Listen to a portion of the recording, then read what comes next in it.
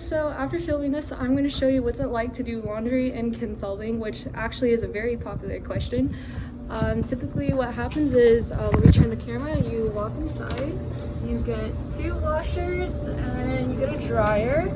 Typically people use like pods, Tide Pods, and they put it in here, or they also use, I use liquid detergent at least, because the pods sometimes stick to your clothes. They don't like fully dissolve because the water pressure isn't as high always.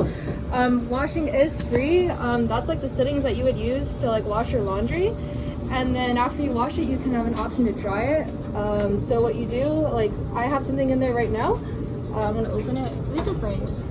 Oh yes. So like you would just open it, that's like your stuff, and then you kind of have a dustbin. And then if you need to restart it like I do, I'll probably do this. You close it, you say whatever temperature setting you want. In my case it's low heat, and you say start, and it starts. So this is basically what it's like to do laundry in Kinsolving. It's pretty small. We also have like a sink here too, if you want to know, if you want to open it, wash your dishes in a dustpan. And also you can take out your trash here, recyclables and everything. So that's what it's like to do laundry here at Kinsolving. And now I will show you what's it like to do the dining hall.